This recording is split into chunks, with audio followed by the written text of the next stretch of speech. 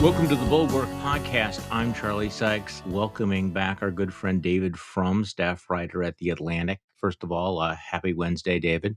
Thank you so much. I feel like this is kind of a scene from the movie Don't Look Up. I don't know. Did you ever see that movie? Not as yet. Okay, so I mean, a meteor hurtling toward Earth, and everybody is obsessed with social media and the various celebrity stories. And I've been deeply immersed in what's going on in Ukraine and the tragedies and throughout the world. But I have to talk about Elon Musk. And it just feels like one of these distractions.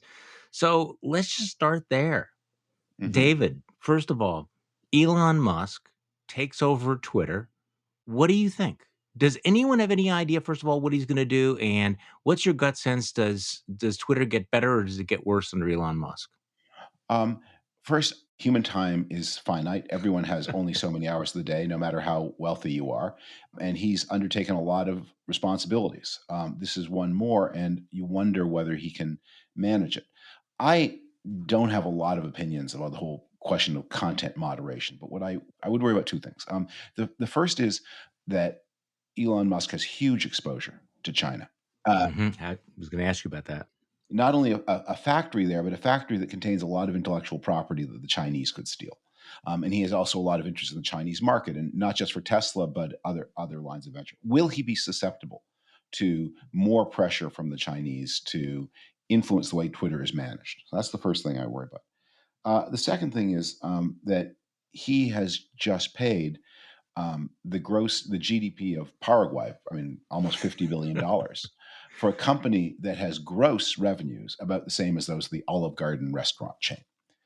Now, maybe he's truly content, as he says, to earn so little on such a big stake. But it has to occur to you, he is a businessman. It has to occur to you, he's got to find some way to control costs, to increase revenues, to squeeze out some money to make this investment look more rational. And it's, I'm not a tech guy. It's not obvious to me what those are, but the bad possibilities outnumber the good ones. I think that's right, and also I think that there's sometimes it's a category error to assume that because somebody has been successful in one line of business that they will be successful in another kind of business. Also, the shift that Elon Musk has had a certain freedom to pursue his various enterprises quite successfully. Twitter is a whole different kettle of fish. It's sort of like when a general becomes a politician and suddenly realizes that pressing the same buttons doesn't have the same result. And you make a really interesting point. There are so many political, social, cultural, technical quagmires ahead for Elon Musk. You kind of wonder whether, in this what feels like kind of an impulsive decision to buy this, that he's really thought it through. What happens if China starts squeezing him? Does he push back against China? What happens? He talks a good game about less moderation, more free speech. What happens when the trolls and the neo Nazis come back? What does he do there? And how long does it take for him to simply lose interest in it? Yeah. And what does he do about the Trump problem? I think for a lot of very rich people, it's good. It's helpful to be in a position where you are under pressure and all you can do is shrug and say, I wish I could help you. I just can't. There's nothing I can do. Well, what if there is something you can do? Then suddenly that escape hatch vanishes. So now he will be under pressure from Donald Trump. He'll also be under an interesting pressure from other Republicans. Despite his self-portraiture as this Ayn Rand creative hero, in fact, his career has been highly dependent on favor from government. What is the correct answer to the readmit Donald Trump to Twitter question? What Donald Trump says? What Republicans say in public? Or what Republicans fervently wish in private, which is that Donald Trump not be there to disarrange the news cycle, to force his demands on them. And this leads us a little bit to another thing I know you want to talk about, the DeSantis fight, Yeah. because the Republican Party is producing in Governor DeSantis, in many ways, a perfect candidate for today's Republican Party, a man who's absolutely willing to follow the line laid down by other people in the Republican Party. With Trump, you have someone who insists, I'm in charge, I want to lay down the line. And if he's back on Twitter, he will be laying down the line. Do you have any doubt in your mind that Elon Musk will let Trump back on Twitter? I, I I'm, I I have I think that feels like a stone cold certainty to me. What do you think? I'm not going to try to psychoanalyze Musk's Yeah. actual politics, but given what I said about his business problem, yeah, I mean, letting Trump back onto Twitter is a no-brainer. What would drive traffic? What one thing could he do that would drive traffic and interest more than readmitting Trump to Twitter? Yeah, I think that, I mean, it's, if he wants to continue this very short-lived honeymoon, and it will be a short-lived honeymoon, I don't think that there's any question about it. It is interesting the way people are reacting, the right and the left. Our colleague Barry Rubin just posted a little while ago, this migration of Twitter. Liberals apparently are so upset they're leaving. AOC lost more than 27,000 followers. Rachel Maddow lost nearly 19,000. Meanwhile, Marjorie Taylor Greene gained 41,000. Dinesh D'Souza gained 42,000. So I think that conservative people on the right are thinking that somehow that Elon Musk is going to usher Yeah. in this new Eden-like social media experience for them, and I'm guessing there's going to be a lot of disillusionment. Yeah, well, I think that thing about the Twitter losses. This is in the period of the past few days. I was one of those. I lost some followers. I lost about Mhm. 3,000 followers over the past 48 hours. But here's what I think happened. So in December of 2021, Twitter went on a bot crushing expedition, and clearly the formula they used to crush bots tilted right Mhm. because all kinds of right-leaning Twitter accounts were complaining that they were losing tens of thousands of followers, and meanwhile, more liberal accounts were not losing any. Well, I think well that has happened is now 6 months later or 5 months later that Twitter is cleaning up with a different algorithm that is purging more left-leaning bots. Um, Mm. uh, but I just would have when you see your account, if your follower account go down suddenly by large numbers of people, you haven't actually lost any followers. Yeah. All they've done is to use They're an real anti. people. Yeah, it's like when you restart your computer and it goes to cleans up all the junk, the electronic junk that's accumulated. So in December, they cleaned up a lot of fake accounts that attach to right-leaning platforms, and this time it's the opposite. 6 months later, and why do you want a lot of fake non-real people following you anyway? I mean, what's the point of talking to the air? Yeah, exactly. So you mentioned the whole question of will Donald Trump come back to Twitter and the way that Republicans are reacting. Politico's playbook is actually kind of amusing this morning. They write, as it turns out, no one is more petrified of this than members of Trump's own party on Monday night. In a series of calls and texts with several top GOP insiders, every single one of them told us they hope the former president stays the hell away from Twitter, lest he sink their chances at flipping the House and Senate. Some of his allies even think that a return to his old Twitter habits could damage his own brand. If I'm a Democrat, said one House GOP leadership aide, I'd pray that Elon Musk puts Trump right back on Twitter. I don't think it costs Republicans the House, but it certainly could elevate Trump's opinions, as you point out, and is going to get Republican candidates and members back having to answer for that. And then this Right. person added, it's enough to create headaches, and it's enough to probably cost us a couple of seats. So I don't think there's any question that Elon Musk will invite Trump back. Trump is claiming there's no way he's not going to come back on Twitter. It would obviously kill his own Truth Social, which is pretty much dead. Is there any doubt in your mind that Trump will come back to Twitter? Would he be able to restrain himself to temptation?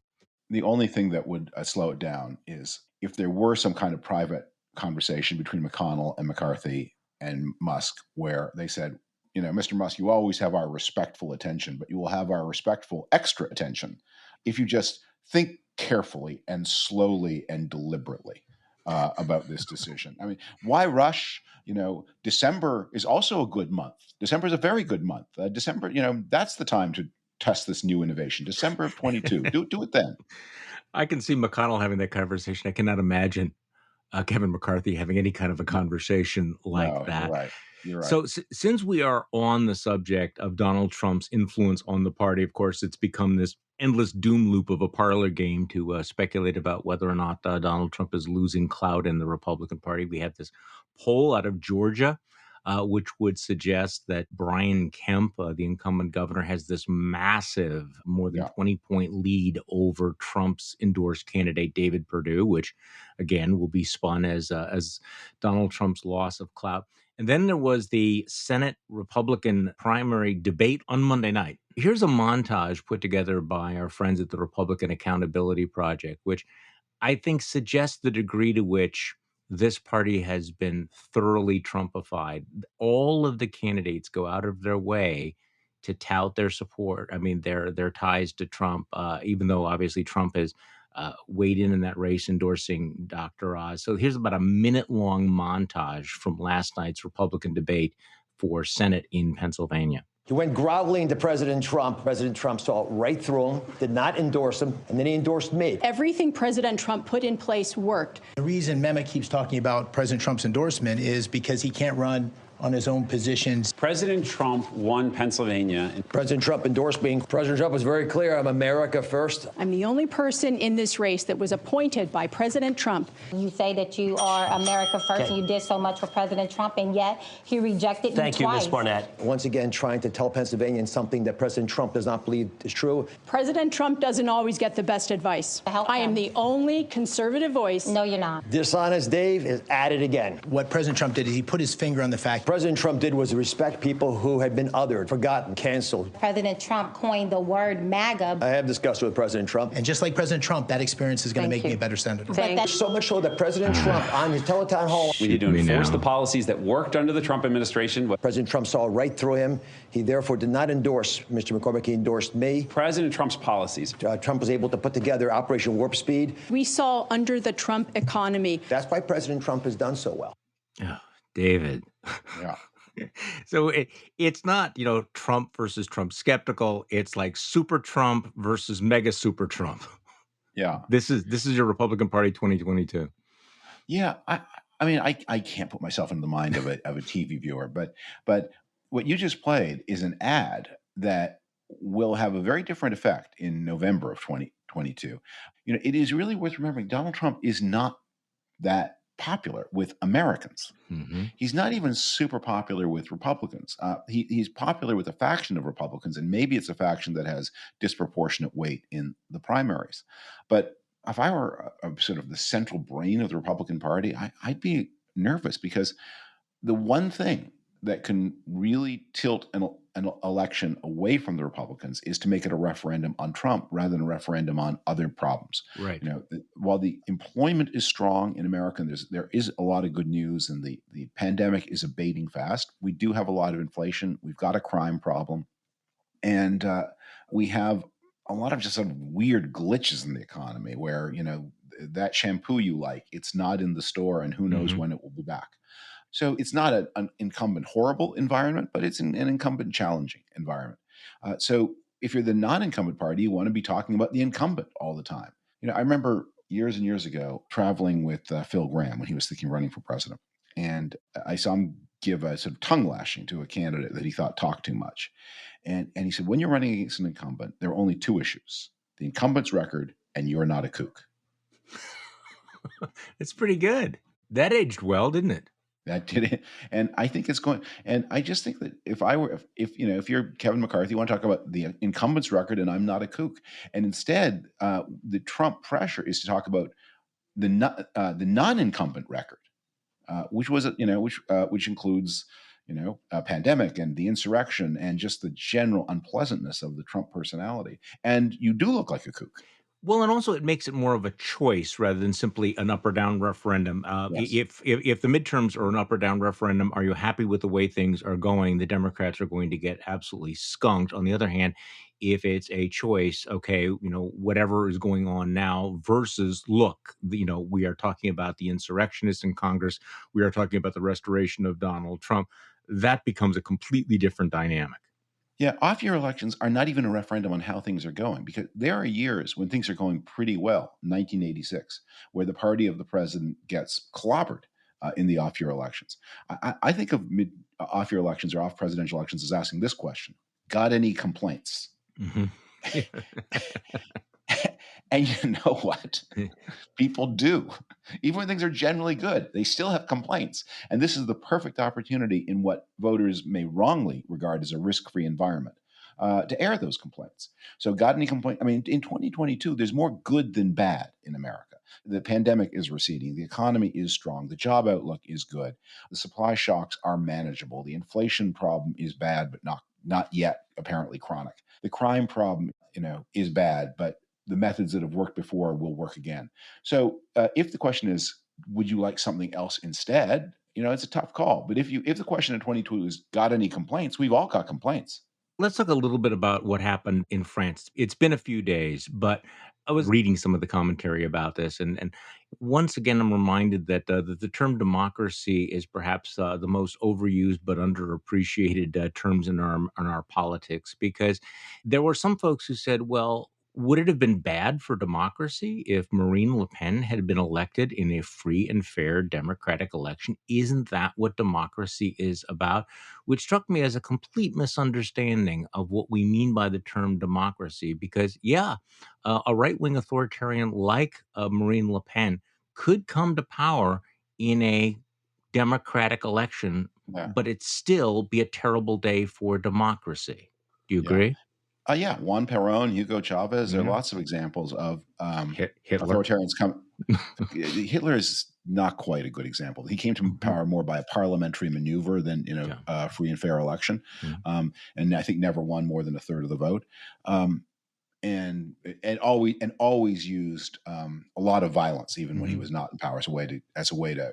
But Perón, Chavez, and probably the election that first brought Vladimir Putin to power in the year Mhm. 2000 was probably reasonably free and fair.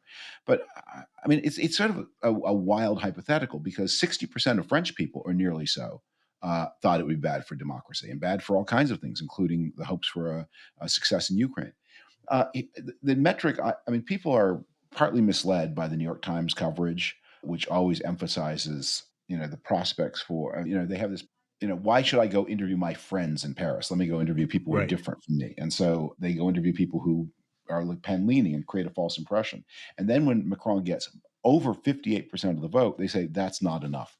And I tweeted, just as a comparison, when Charles de Gaulle ran for re-election in 1965, the Mhm. greatest French hero of the 20th century.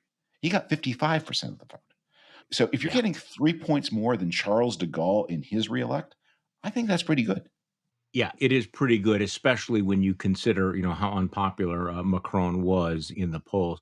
Okay, Can so I just yeah, oh yes, I'm sorry. Go ahead, please. So people say Macron is unpopular. They base that on polling that is a variant of the "got any complaints" question. Correct.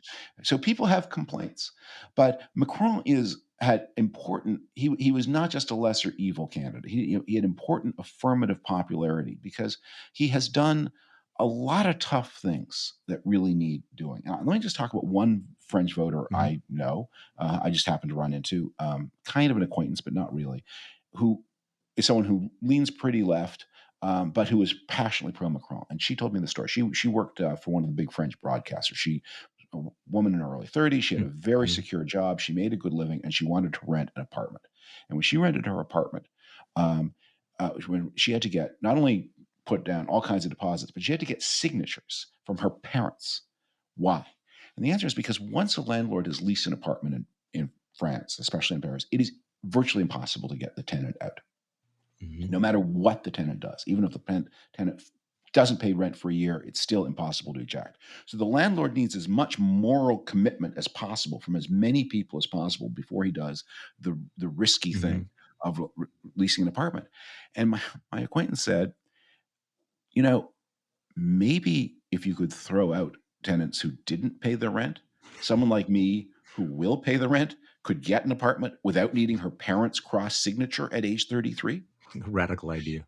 It's a radical, but that's Mm. that's the Macron. Like Macron is. This is not. We're not here on the outer fringes of libertarian ideology.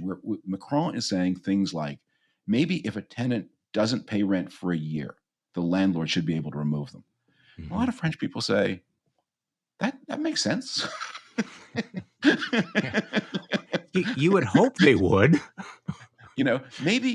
Maybe our job program shouldn't be that you stay in school until age 34 and have state-funded retirement at age 38. Like when you compress the entire Right. working, really, maybe people should, in a country with low birth rates and that is trying to get control of the flows of immigration. Maybe if you want to control immigration, people can't retire at 60. My daughter lives in France, I didn't know that. with her kids, and I'm guessing that most of her acquaintances would be, on the left, although she's noticing, many of the things that you're describing, just how strange things are, like, including the fact that there are no entry-level jobs, in France, and the job situation is just terrible for young people, in part because it is so hard to get rid of people, and so that whole tier of employment opportunities that we just take for granted in this country, Yep. maybe we describe them as crap jobs. They just don't exist. And as a Right. result, there is no social mobility. And if you are a young person without a job in France, it is pretty grim. Yeah. It is encouraging to watch, French voters begin to connect the dots between some of these policies, which they may like and may be comfortable, and then the consequences for the overall economy. And I think that's one of the things, the push and pull that's going on right now. So let's go back to Ron DeSantis, because you said something the other day that was very interesting, that we need to see this through a different lens. It's not DeSantis versus Disney, but DeSantis versus Trump. And let's do that right after this.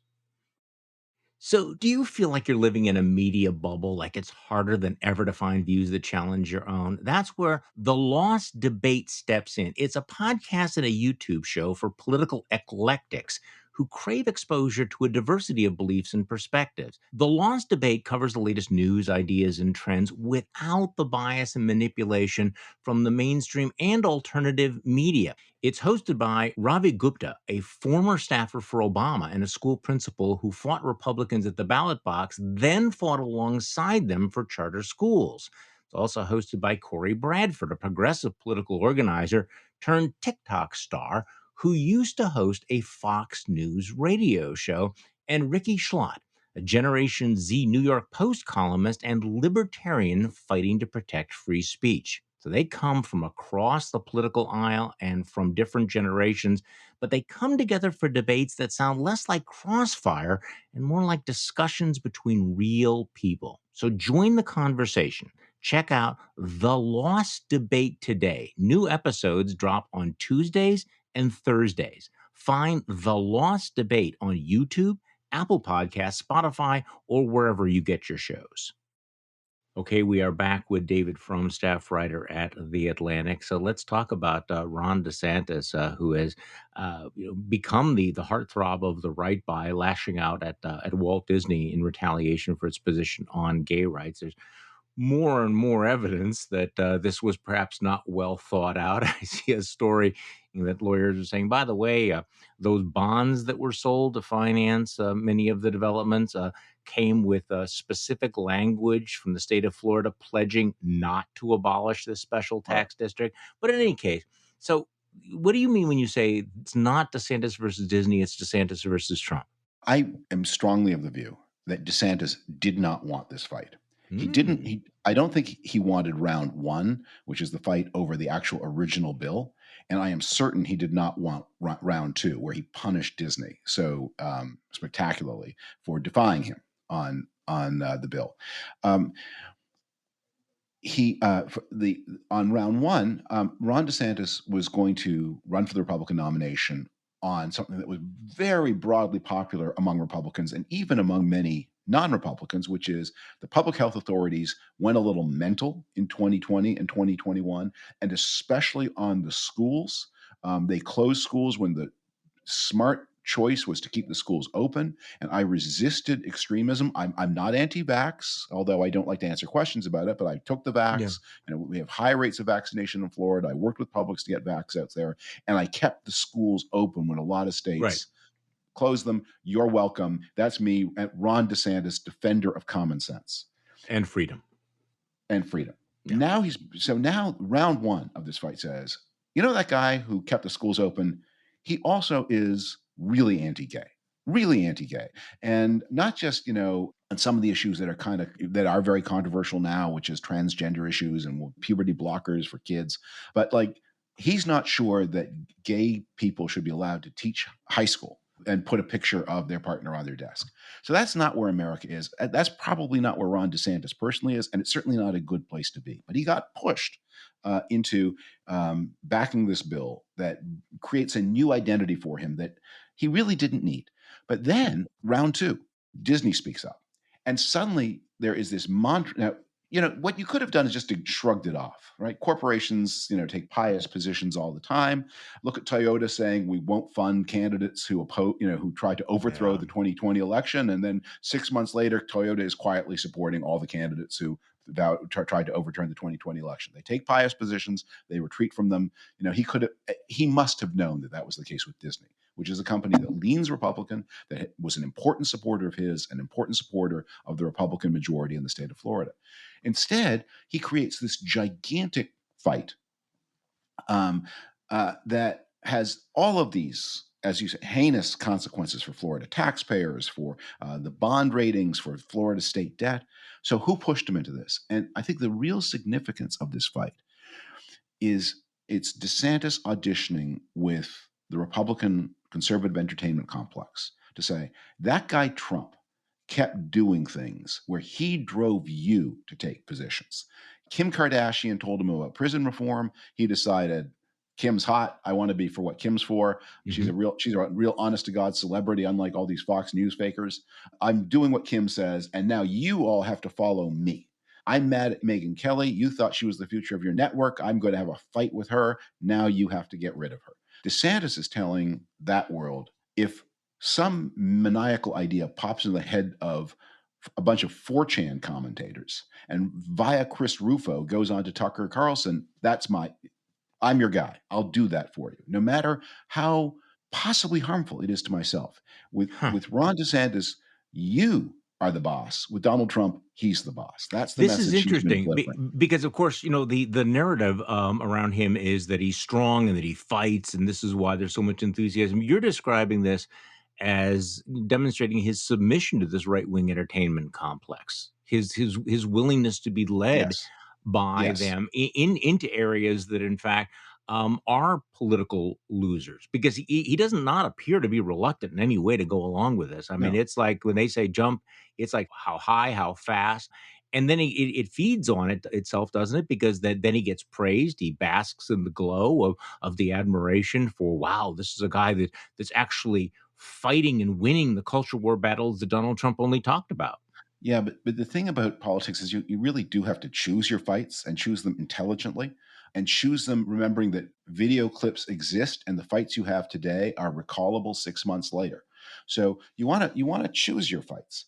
Fighting Dr. Fauci over reopening the schools, that was a great fight to choose because you're dealing with something where both your party and potentially the public are going to be on your side. And whereas it happened, the evidence was ambiguous at the time that DeSantis made his decision, and has come in more and more strongly in DeSantis' favor. Great fight, smart fight, profitable inside the party, profitable with the general public. But the fight over, are you scared that the person who teaches high school history is gay? The number of Americans who are still scared that the person who teaches high school history is gay. I mean, Ronald Reagan in the late 1970s came out on the other side of that Right. fight. Very famously, yes. Very famously. Well, in 1978, it was maybe a close call. But in 2022, and leaving aside the ethics of it, because as I'm sure DeSantis does, just straight Paul, this is a crazy fight. And the current fight with Disney is worse because what it does is, if what you want to do is say we're against cancel culture, we're against content moderation, we're the party where our message is freedom, but the freedoms we favor do not include the freedom to criticize the government. That you don't have. I mean, you absolutely have a freedom to injure your loved ones by carrying a gun without any training. Yes, for sure. Absolutely a freedom to stalk your former girlfriend with a gun. Yes, of course, that's in the Constitution, isn't it? But the freedom to criticize the government without retaliation, no, we don't believe in that. I mean, it just completely, and the attack writes itself. And that's the question: is under President DeSantis, will you be allowed, to criticize the government? That's a powerful line of attack, and he has to see it coming. And I don't believe he chose it. I think he got pushed. And as to how strong he is, if Chris Rufo can push you around, you're not that strong. So there is an ideal outcome for DeSantis, right? I mean, he can negotiate. The courts are almost certain to invalidate this, throw it out on one ground or another. So he can negotiate a deal with Disney. then he could, Yes. or rail against the courts and the bureaucrats for not letting him stomp on them, right? I totally think that's where this is going. Yeah. I think that was his own bill to escape hatch. This goes into effect in 2023, or supposed to, and the bills are studded with procedural defects, many of them highly technical. Like, did you get the consent of all the business improvement district? There's and as you No said, the way. bond issue, Yeah. and why is Disney being so quiet about it? And my guess is not only have their lawyers told them this thing is going to collapse, but there may even be private conversations between the governor and Disney to say, just give me a little bit of time here. We'll work something out. So your bottom line is this is a DeSantis versus Trump fight for the support of the right-wing entertainment Yes. complex, that they're going Yes. back and forth. How is that playing out right now? Because I have to say that I am struck by how enthusiastic this entertainment complex is about DeSantis, and even some of the anti-Trump folks, at the publications like National Review, are Yeah. prepared to do battle on behalf of DeSantis. In a way that sort of was reminiscent of their willingness to defend Trump. But what is your sense how this is playing out? Well, And does it pose a real threat to Donald Trump getting the nomination? I think it does pose some challenge to him. But here's what's going on. First, the kind of people who are most active in conservative conversation have almost zero interest in the world of things. Yeah. If you read Reality. Rick Scott's 11-point so-called plan for the Republican future, it's not there: healthcare. Probably there's not. It's not even like, at least in the past, the words healthcare would appear. There might not be any, anything but blather. They don't even appear. There's no acknowledgement that healthcare, the party that spent a decade vowing to repeal and replace Obamacare, where Heritage and AEI and the others spent together $1 billion over 8 years, promising to deliver an alternative. It's not like it's gone. We're not going to do it. We don't care. And we don't think you care, because they live entirely in a world of representation. It's not things that interest them. It's images of things. It's things as refracted through social media. So this fight that DeSantis, it's perfect. It's none of the boring bureaucratic detail you're not interested in. I mean, it's not about healthcare. It's not about pensions. It's not about roads. It's not about dulls. It's about pure animus and representation and arguments about arguments, or even better, arguments about arguments about arguments. So that's perfect. The second thing is, as you have observed so often, conservatives have pivoted away from so many things that they supposedly stood for. You would think the ability of a corporate entity to express a view on a public policy matter without direct retaliation from the state would be, the pure essence of conservatism as one knew it in, say, 1985. That can a corporation speak out against the government policy without the government trying to take away the corporation's charter? Yes, that's obviously It's not a hard one. So the amount of emotional energy you need to execute that pivot, I think that's one of the reasons that people have to be so excited about this, because otherwise, if you weren't in a state, just the words coming out of your own mouth, I believe in freedom, except for the freedom to criticize the government. It's a mouthful. No, I mean, it was extraordinary watching, Ben Shapiro, who's, made this entire career around in being an advocate for free speech on university campuses, go all in on to businesses, try speaking out on politics or culture. We're going to take a 2x4 to you, F around and find out what's going to happen. Right. And it's like they don't even break. That proposition is, I believe in corporate free speech unless the corporation speaks about something that I personally think is not the corporation's business. Yeah. Okay. And can the corporation use its property in any way unless you personally disapprove of it? Like, it's like the Ben Shapiro codicil that if I disapprove of it, then you can't do it. But you're free to do anything I approve of. Well, and of course, this is also the fruit of years and years and years of saying that the left is tyrannical, trying to impose its own will. And so the answer that you often will get is, well, look, we are simply using the tools and the weapons that the left has been using against private businesses and individuals for years. So if you create this world in which your enemies are prepared to destroy all freedoms, all things that are good and decent, then you find a way to rationalize essentially saying, well, we're going to bring a gun to a gunfight. I mean, that seems to be the kind of mentality, Why should we play by Marquis of Queensberry rules when they don't? when in fact it's, I think, qualitative. Yeah. The logic here is as follows. Look, our Democratic opponents have for years been talking about a $15 an hour minimum wage. And that's Right. why it's the sound conservative principle to offer $30 an hour. Yeah. Those liberals, they're promising to cancel student debt. Well, we're not going to stand by and let them get away with that. We're going to promise to cancel credit card debt. I mean, Yeah. the thing is, okay, my opponent is doing something I disagree with. Well, that makes sense because he's my political opponent. If I agreed with what he was doing, we wouldn't be opponents, would we? I have other principles that I stand for. And one of my principles is I believe in the freedom. I believe that corporations, I don't believe that corporations are literally people, but I believe, and I have a chain of Supreme Court precedents, including Citizens United, saying that corporations have many of the attributes of personhood. And that's how you get a dynamic economy, and I'm for that. And among the attributes of personhood are certain speech rights, and they may be limited in some ways, but direct, individualized retaliation against a corporation, one corporation, for expressing a criticism of the government, and that's okay because the people I disagree with have tried to do this thing I disagree with in the past, so therefore now I agree with them and outbid them. We're on the way to, the mark of a true conservative is advocating, single payer dental and veterinary care. That'll really own the libs with their single payer medical care.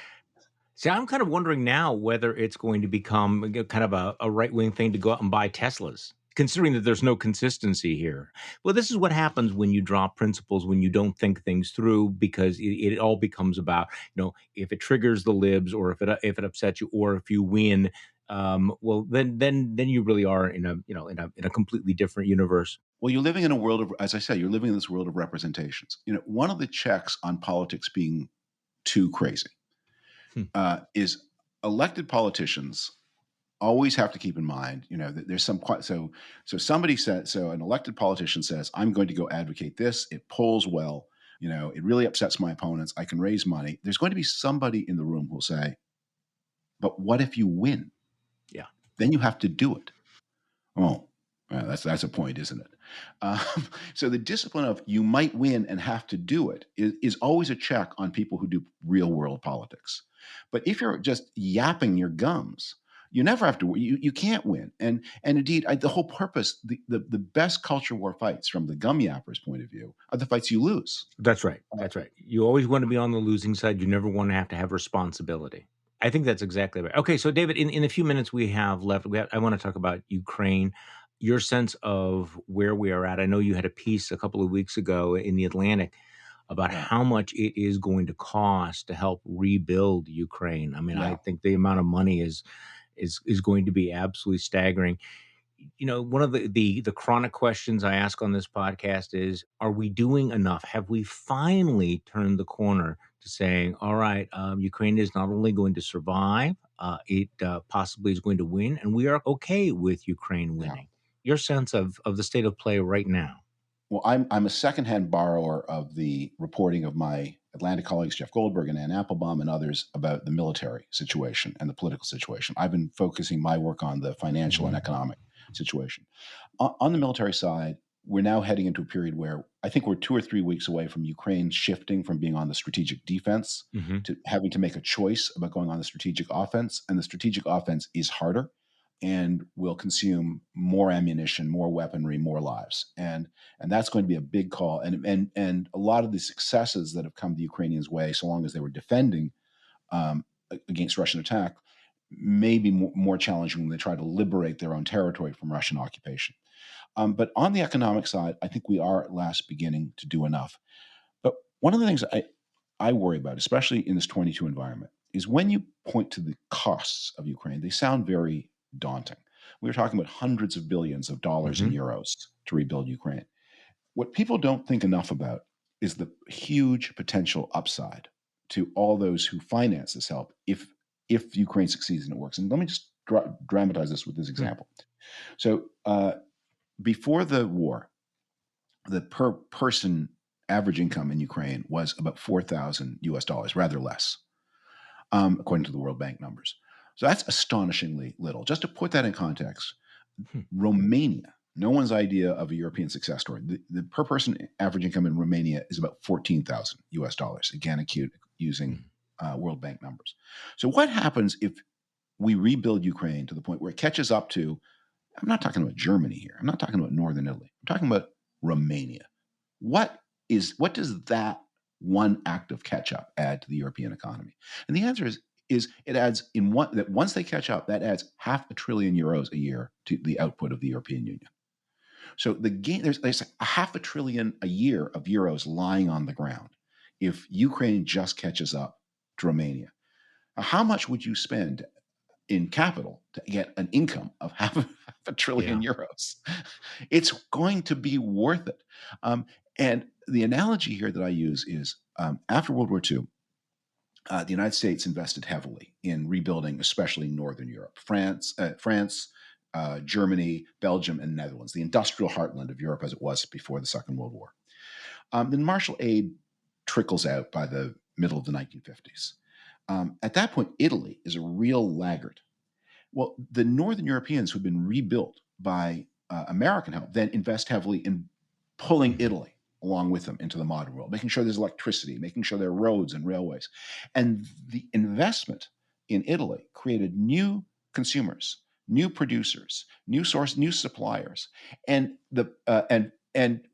extended the European economic recovery, which otherwise might have run out of gas in the middle 60s, into the middle 1970s. Because that's what you do when you take 50 million or so people and haul them from the second world into the first world or the third world into the second. So the act of pulling Ukraine into Europe, it's going to be an investment boom. Just let me point to one thing that has to happen. The old Soviet Union used a different railway gauge than the rest of Europe. It's rather wider. Not only does Ukraine need an upgraded railway system, it's going to need to rebuild all its railway beds to the European gauge. That's expensive, but think what that means in terms of demand for all railway products from the rest of the world, and especially from the rest of Europe. What a huge stimulus that's going to be to manufacturing output, to all the software and technical business that is done in connection, because a modern railway is not just a choo-choo on train. It's a series of computer switching systems and information management. That there is so much potential here, and we shouldn't let the price tag daunt us. We should look instead at what the possibilities are. It's just fascinating that we're even discussing the economic recovery of Ukraine when 2 months ago we were wondering whether there would be a Ukraine, whether it would even survive. The fact that we are now talking about this and, a potentially bright future for Ukraine integrated into the European economy, that in itself is extraordinary, isn't it? Yeah. But yes, we're getting a little ahead of ourselves. Yeah. But seriously, the time to start planning for it is now. David Frum, thank you so much for all of your time. I appreciate it very, very much. We always enjoy having you back on the podcast. Thank you so much. Thank you for listening today. But before we sign off, do you hate hearing ads on the podcast? Because I have a solution for you. Join Bulwark Plus, where members enjoy ad-free editions of this show and all the podcasts in our Bulwark network, like Beg to Differ with Mona Charen and The Focus Group with Sarah Longwell. There's also the member-only podcast, The Secret Show, and The Next Level with Tim Miller. You can give a Bulwark Plus membership a try for the next 30 days for free. Simply go to thebulwark.com/Charlie to claim your free trial today. This offer is exclusively for listeners of this podcast, the Bulwark Podcast. That is thebulwark.com/Charlie. The Bulwark Podcast is produced by Katie Cooper with audio production by Jonathan Siri. I'm Charlie Sykes. Thank you for listening to today's Bulwark Podcast, and we'll be back tomorrow to do this all over again.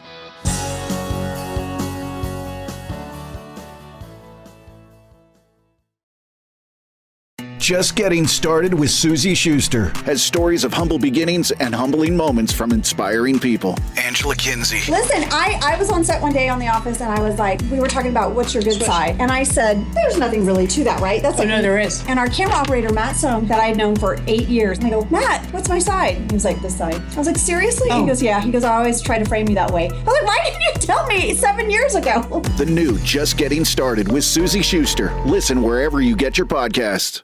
We're all juggling life, a career, and trying to build a little bit of wealth. The Brown Ambition podcast with host Mandy and Tiffany the Budgetnista can help, with special guest Chris Browning. You know, I'll give a shout out. I have 2 coworkers, Mandy, who love your podcast. They found out about me podcasting because of the last time I was on your podcast. That's Brown Ambition. We outed you. Yeah, you did. So spread it out a little bit further. Chances are, if you work in an office with Black women, Brown Ambition is somewhere. Brown Ambition. Listen wherever you get your podcasts.